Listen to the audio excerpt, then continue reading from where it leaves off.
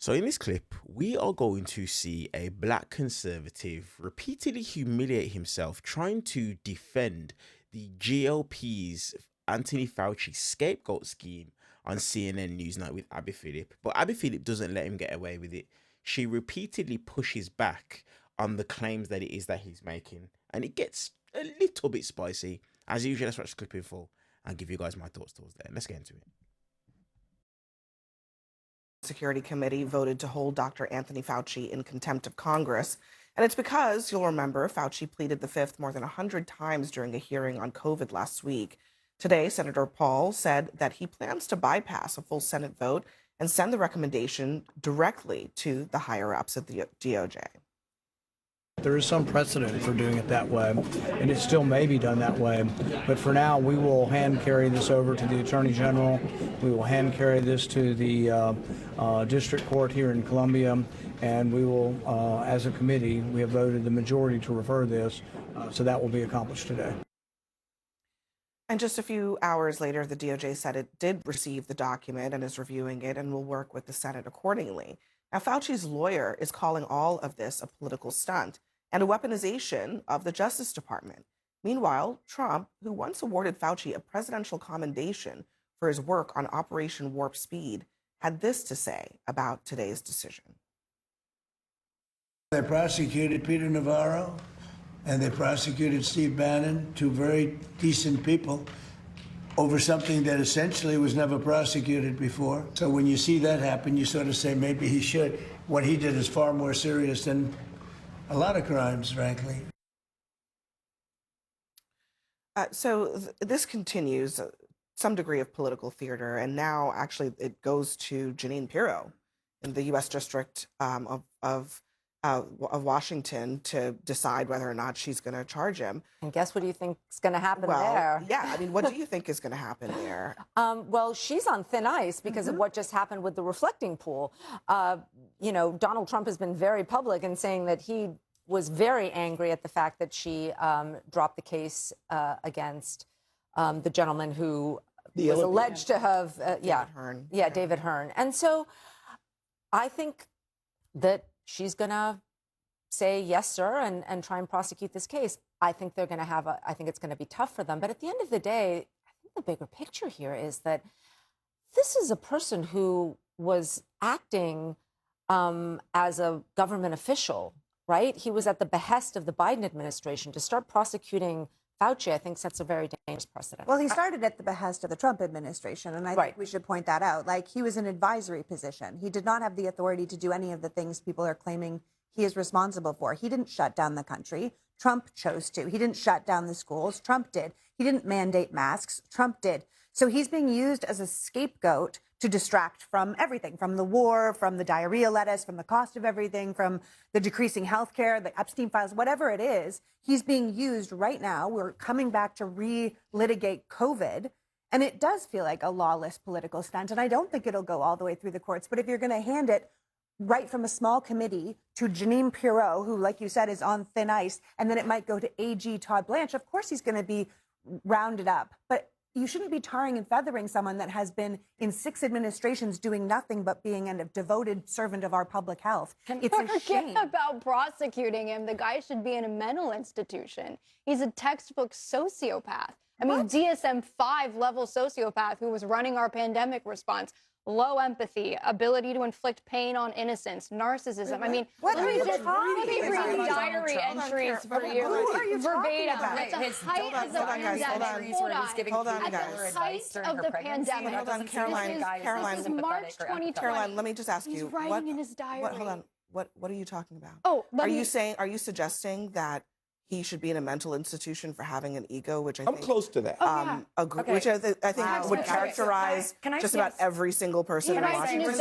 At the height of the pandemic, when Americans aren't allowed to see grandma dying of COVID, what is Anthony Fauci writing about? Caroline. The media is so hot. Respectfully, there is one person at this table who worked with Dr. Fauci. I worked at the White House. Written about me. Caroline, I worked at the White House during COVID. I was Trump's deputy press secretary during COVID. So I actually worked with people like Dr. Fauci. He was. You couldn't keep him off TV. You're in the press office. You would know his face was on. And guess what, Caroline? Guess what? Of course, I will acknowledge, was it very frustrating working in the White House press office and him being on a magazine cover or doing an interview on TV where he's talking ill about the White House and its COVID response? Yes, that was annoying. But the thing is that them trying to scapegoat him and say that it's all his fault, we were dealing with a novel virus. This was once in a lifetime generational pandemic. And so we were all figuring it out as we were going. He was busy reading his own press clips. No, the donuts. They made donuts about Okay, and you don't think that Donald Trump and all the other senators on the Hill are just as narcissistic? I mean, come on, those guys would slit someone's throat to go on Fox News. Maybe he was drinking his own Kool-Aid. Oh, and you all but you know who was who was pouring the Kool-Aid as well. You guys loved him. You know who was pouring the Kool-Aid as well, Caroline? I'm sorry. Donald Trump. Let's play the clips. We have, whether it's Dr. Fauci, we have the best people on earth. Anthony, who's become He's become a major television star for all the right reasons. No, he's just so professional, so good. I'm not firing him. I think he's a wonderful guy. I have a very good relationship with Dr. Fauci. He's got a very good approval rating, and I like that. He was a great basketball player. Did anybody know that? He was a little on the short side for the NBA, but he was talented. I told Tony Fauci, I said, why don't you move to New York, run against AOC? You will win easily. I learned a lot from Tony. He's a good man. I like Dr. Fauci a lot, just so you understand. Now, to be honest, I don't care about any of that. I think it's totally fine that Trump was praising him. I think it is embarrassing that he loved his press so much. But my question is, what is he being prosecuted for? I think that's a very fair question. I echo everything that she just said, but that had nothing to do with criminal prosecution. I believe that the Senate committee made a mistake, and that mistake was saying before the hearing that their intention was to call him and create some sort of perjury trap. One thing the Fifth Amendment stands for is you can't be forced to testify against yourself. And if someone tells you, show up here and there's going to be a perjury trap, you get to say you're going to protect yourself from the Fifth Amendment. There's only a small technical question that may get answered, and that is if he gave the statement that he gave before invoking the Fifth, did that statement inadvertently waive the Fifth? But with regard to this prosecution... but just really quickly on that point, he invoked the Fifth in response to individual questions. Are you not allowed to do that?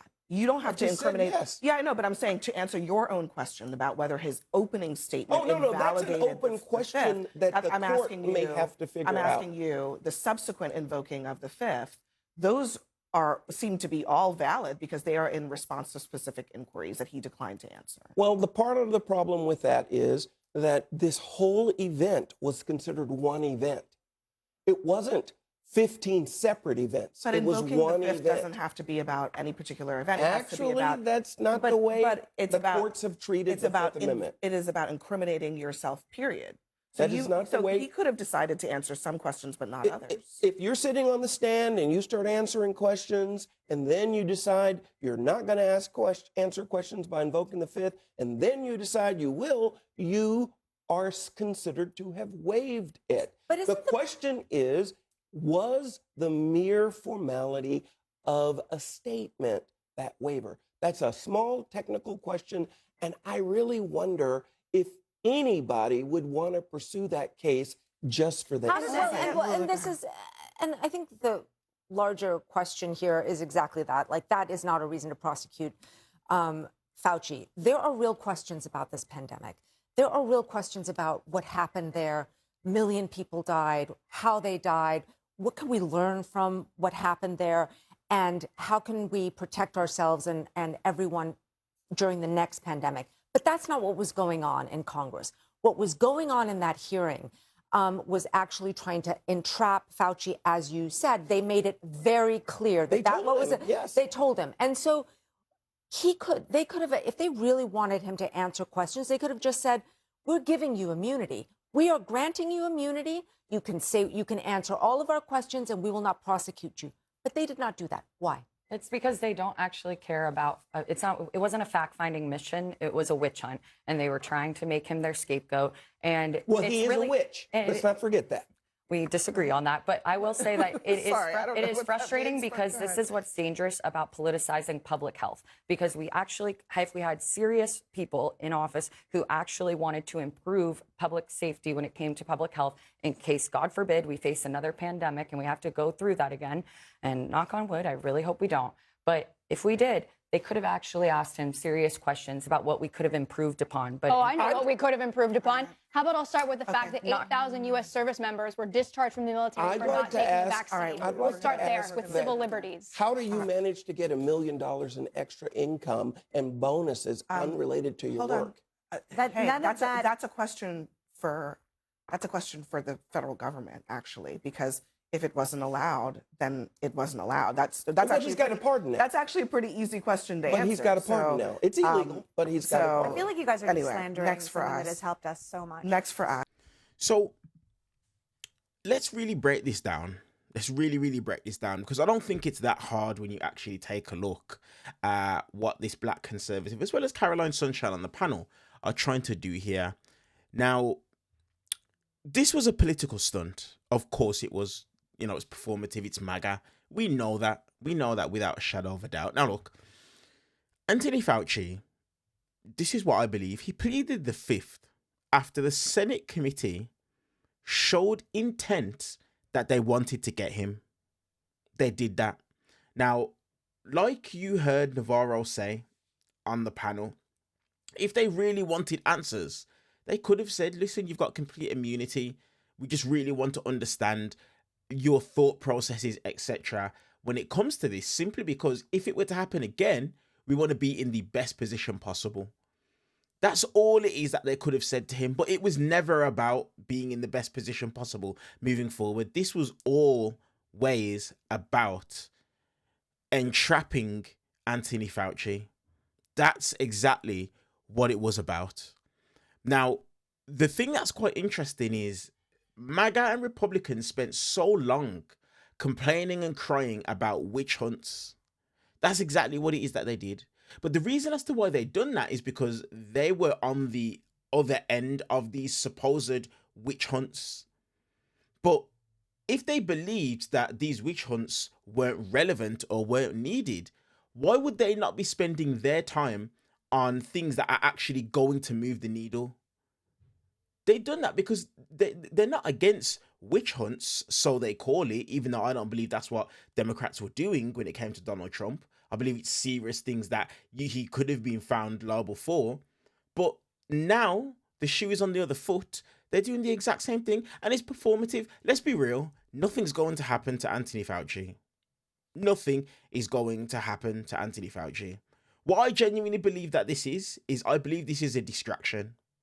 It's a distraction from the war, from the cost of living, and from the Epstein files. And the reason why I say all of this is because, look, you saw the tape, you saw the clips of Donald Trump himself praising Anthony Fauci for the work and the job that it is that he was doing as a result. You can literally see it in that clip. But this is the pattern of MAGA. This is what they do. Because they can't govern, because they can't deliver for the American people, they will always be looking at and focusing on the wrong thing. Distractions, things that aren't going to put money back into the pockets of the American people, things that aren't going to bring back the 18 people that died in service during this Iran war. This is what it is that they do. They create performative acts to feed to their audience because of the cultish behavior that they have. When they find someone who they demonize, they want to see everyone prosecuted when there's not really a thing that they can point to that individual done wrong. Yes, some of the things he might have wrote in his journal may have been a bit weird. Yes, he may have drank a bit of his own Kool-Aid and liked a bit of the press he was getting, but none of those things are illegal.